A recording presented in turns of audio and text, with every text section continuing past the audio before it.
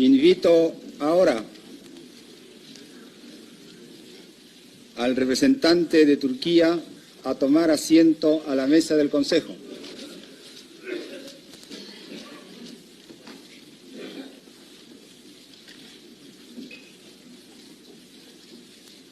Cyprus National Guard. I am particularly grateful that the Council has agreed to postpone its meeting until my arrival here to give me the opportunity of addressing it on the recent dramatic events in Cyprus. What has been happening in Cyprus since last Monday morning is a real tragedy.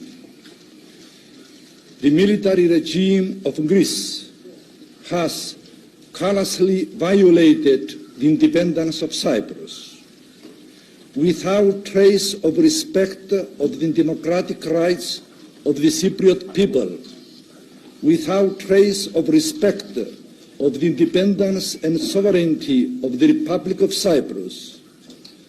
The Greek Hούντα has extended its dictatorship to Cyprus. It is indeed a fact that, for some time now, their intention was becoming obvious. The people of Cyprus had for a long time the feeling that a coup by the Greek Hούντα was brewing, and this became more intense during the recent weeks when the terrorist organization ΕΟΚΑ Β, directed from Athens, had renewed its wave of violence. I knew all along that this illegal organization had its roots and supply resources in Athens. I became aware that the Greek offices staffing and commanding the National Guard were recruiting members for this organization, and they supported it in various ways to the point of access to the munition supply stores of the National Guard. On the camps of the National Guard, the Greek officers were conducting open propaganda in favor of this illegal organization and turned the National Guard from an organ of the state into an instrument of subversion. Whenever, from time to time, I complained to Athens for unbecoming conduct by Greek officers of the National Guard, the reply was that if I had concrete evidence in proof thereon, those found guilty would be recalled.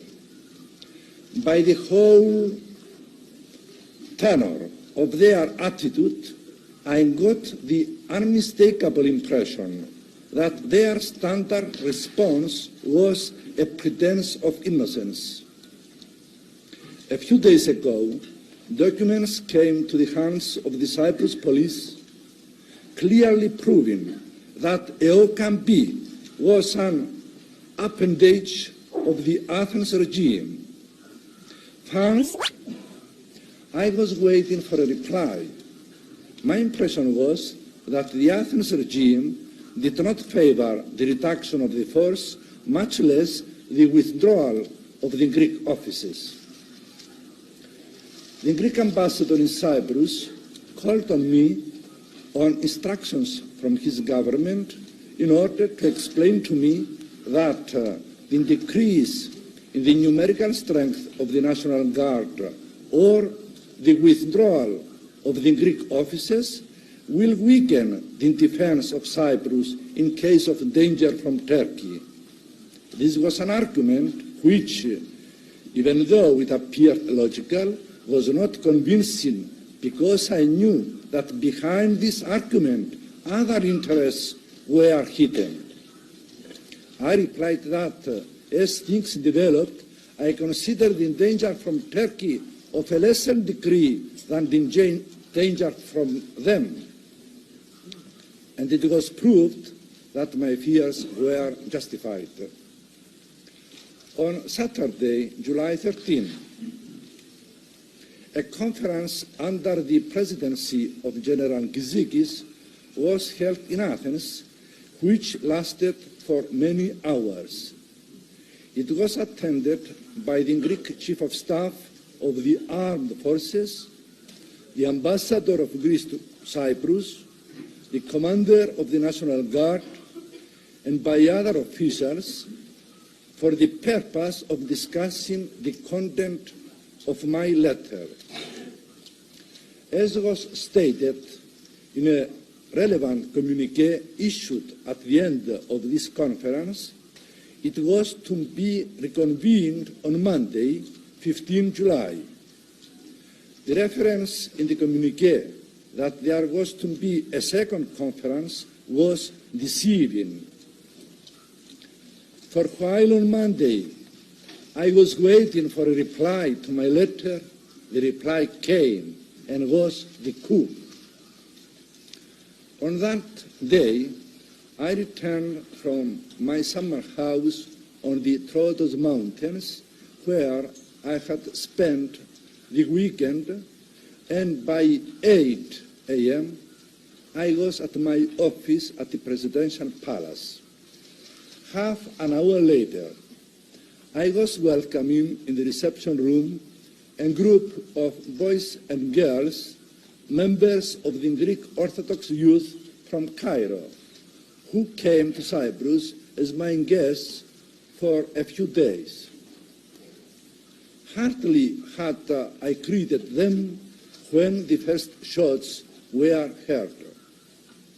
Within seconds, the shots became more frequent, and the member of the Presidential Guard informed me that armored cars and tanks passed the fence and were already in the yard of the Presidential Palace, which was shaking from mortar shells. The situation soon became critical. I tried to call the Cyprus radio station for the purpose of issuing a special broadcast announcing that the Presidential Palace was under attack, but I realized that the lines were cut off. Heavy shelling was ever increasing. How was my life saved seemed like a providential miracle.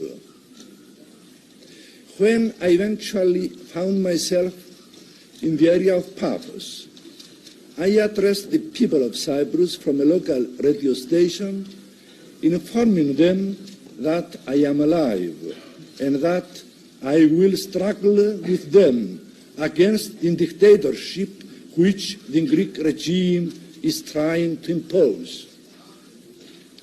I do not intend to occupy the time of the members of the Security Council with my personal adventure. I simply wish to add that during the second day of the armed attack, the armored cars and tanks were moving towards Paphos, while at the same time a small warship of the National Guard began shelling the bishopric of Paphos, where I was staying. Under the circumstances, I found it advisable to leave Cyprus rather than fall in the hands of the Greek junta. I am grateful to the British government, which made available a helicopter to pick me up from Paphos, transfer me to the British bases, and from there by plane to Malta and London. I am also grateful to the Special Representative of the Secretary General and to the Commander of the Peacekeeping Force in Cyprus for the interest which they have shown for my safety. My presence in this room of the Security Council was made possible thanks to the help given to me by the British government and the representatives of the Secretary General, Dr. Waldheim, whose keen concern for me and for the critical situation which developed in Cyprus moves every fiber of my heart. I do not know as yet all the details of the Cyprus crisis caused by the Greek military regime. I am afraid that large is the number of casualties and heavy is the material destruction. What is, however, our primary concern at present is the ending of the tragedy. When I reached London, I was informed of the content of the speech of the representative of the Greek junta to the United Nations.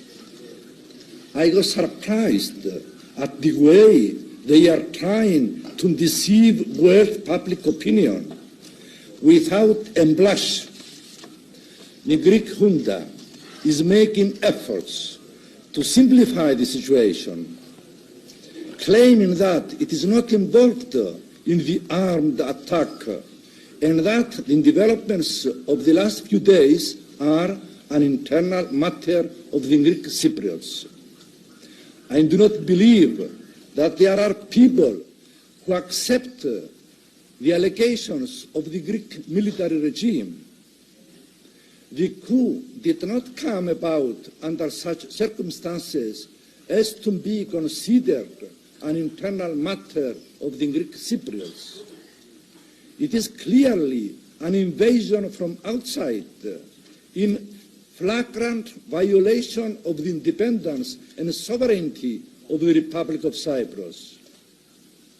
The so-called coup was the work of the Greek officers staffing and commanding the National Guard. I must also underline the fact that the Greek contingent, composed of 950 officers and men stationed in Cyprus by virtue of the Treaty of Alliance, played a predominant role in this aggressive affair against Cyprus. The capture of the airport outside the capital was carried out by officers and men of the Greek contingent camping near the airport. It is enough to state on this point that certain photographs appearing in the world press show armored vehicles and tanks belonging to the Greek contingent in Cyprus. On the other hand, the Greek officers serving with the National Guard were directing the operations. In these operations, they recruited many members of the terrorist organization ΕΟΚΑ Β, whom armed with weapons of the National Guard. Purpose of it may be said that it was the Cyprus government which invited the Greek officers to staff the National Guard.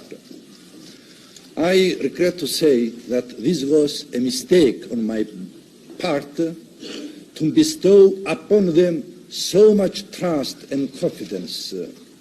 They abused that trust and confidence, and instead of helping in the defense of the island's independence, sovereignty and territorial integrity, they themselves became the aggressors. The representative of the Secretary General and two constitutional experts from Greece and Turkey have been attending the talks. The Security Council has repeatedly renewed twice yearly the mandate of the peacekeeping force in Cyprus, expressing every time the hope for a speedy solution of the problem. It cannot be said that up to now the progress of the talks has been satisfactory.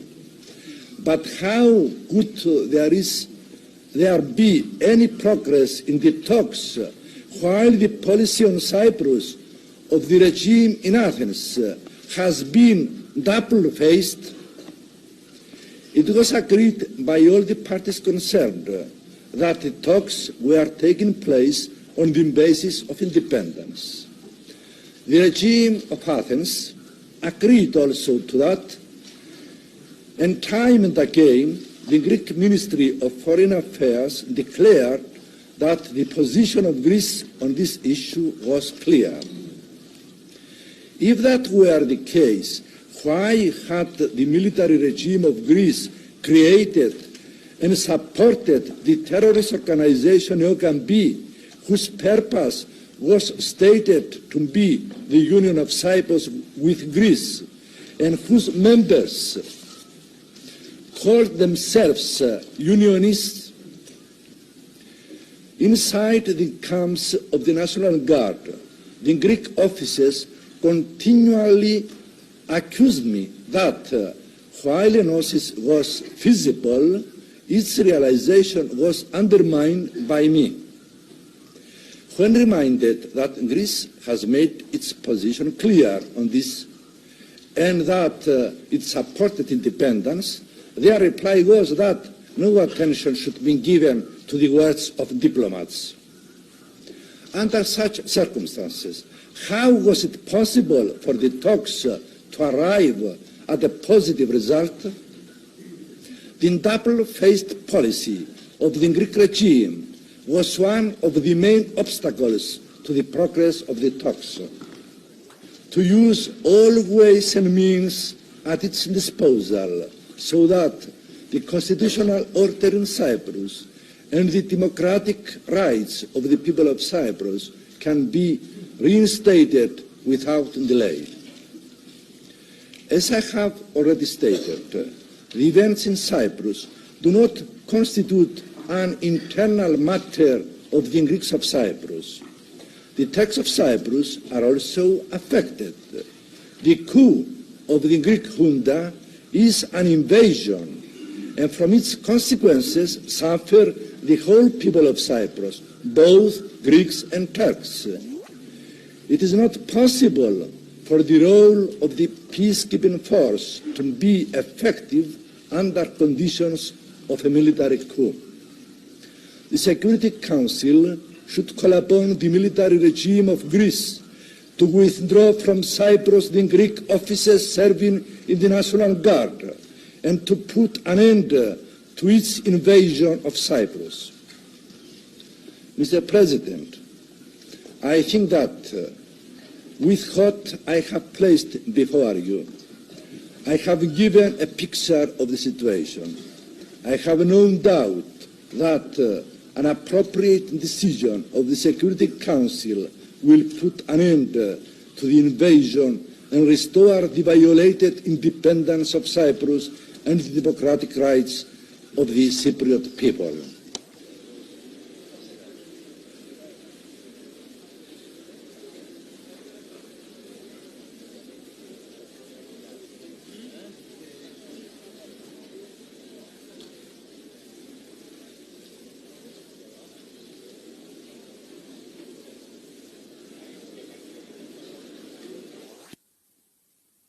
Intervention is a ruthless violation of the basic principles of international law and of the United Nations Charter, for which the government of Greece bears full responsibility. The Yugoslav peoples and their government followed with keen sympathy and supported the liberation struggle waged by Cypriot people against colonialism and are well acquainted and familiar with tireless efforts of President Makarios to preserve the freedom, independence and integrity of Cyprus. That is why we find especially revolting the fact that the putschists had directed their criminal action to the liquidation of President Makarios, symbol of that struggle, outstanding fighter for equal and democratic relations in the world, and veteran champion of the policy of non-alignment since the very first day of his country's independence. The putsch protagonists and those behind them are making impossible the positive development of relations between the two communities on the island. Their criminal action involves the peoples of Cyprus in a new and grave hardship, while also generating the possibility of a renewal of mutual bloodshed. Consequently, It threatens most directly peace and security, especially in the Mediterranean and in Europe, and injects new elements of tension into this important and sensitive region of the world. For all these reasons, Mr. President, my government considers it indispensable that the urgent action be taken by the Security Council. It is indeed regrettable that the Council did not act decisively at its first meeting on this question on the afternoon of July the 16th, in spite of the urgency, clearness of the case, and the specific proposals made by Permanent Representative of Cyprus, Ambassador Asidis. As known, Mr. President, consistent with her policy, Romania resolutely declares herself against every act of strength and every form of immixture in the internal affairs of other states, for strict observance of the principles of national independence and sovereignty, of the right of all people to develop freely and self-dependently, to decide their own destiny in keeping with their interests, without any outside immixture.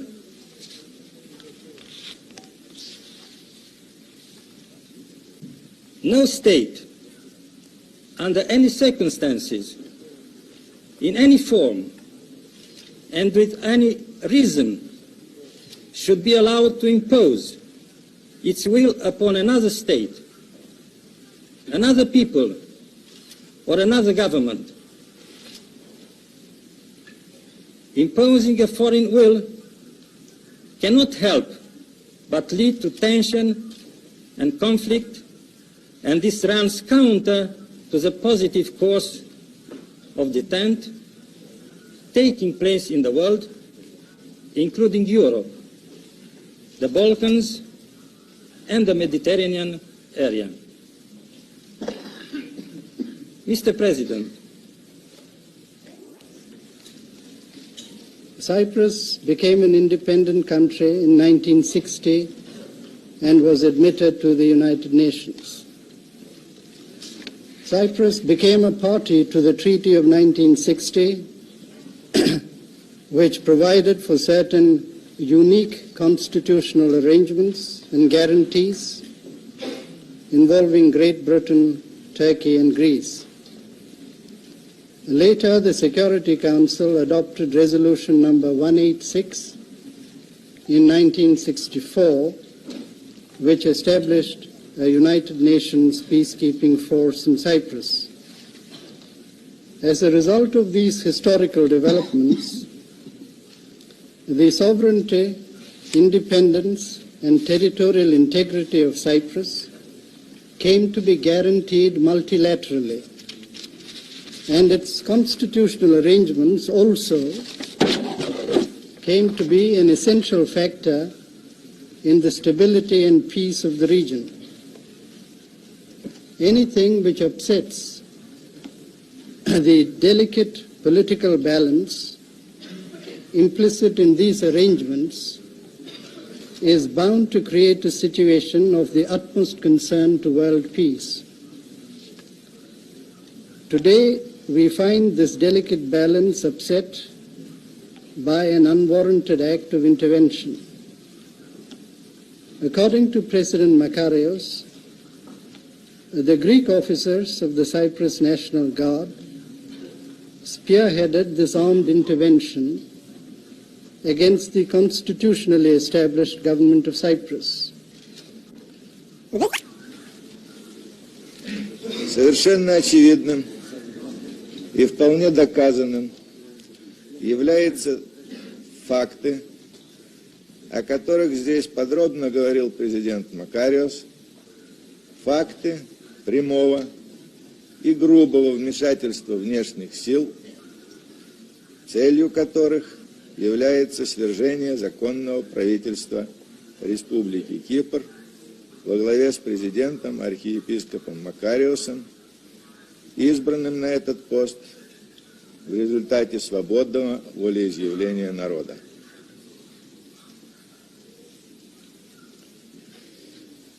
Антиправительственный заговор и мятеж на Кипре являются делом рук находящихся на Кипре греческих офицеров,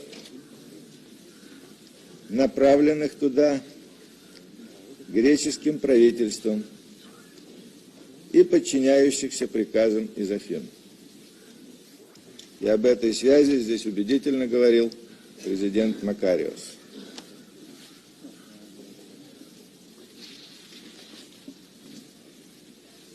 Интервенция греческой военщины создала угрозу независимости Республики Кипр, угрозу международному миру и безопасности в районе Восточного Средиземноморья.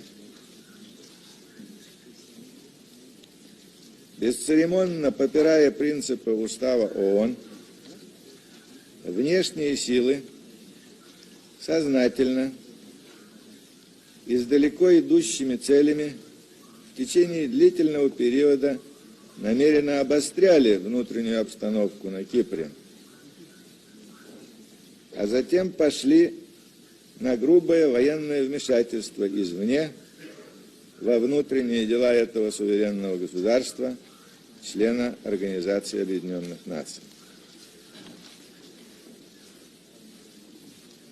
Советский народ решительно осуждает фашистский путч, осуществленный на Кипре с помощью греческой военщины, и выражает поддержку демократическим и патриотическим силам страны, которые ведут борьбу против заговорщиков и мятежников. События на Кипре привлекают внимание мировой общественности и печати, которые выражают большую озабоченность и тревогу в связи с этими событиями. Советским людям понятна эта тревога, и мы ее разделяем. Я должен сообщить, господин председатель, что в адрес представительства СССР поступают многочисленные телеграммы от различных организаций, в том числе и американских, в которых решительно осуждается военный путч на Кипре. Так, группа видных деятелей американских университетов, в том числе Гарвардского, Бостонского, Тафта, Массачусетского технологического института и других, в своей телеграмме заявляет, цитирую: «Кипр подвергся агрессии со стороны греческой хунты. Мы требуем вмешательства ООН с целью немедленного прекращения огня и защиты законного правительства президента Макариоса». Конец цитаты.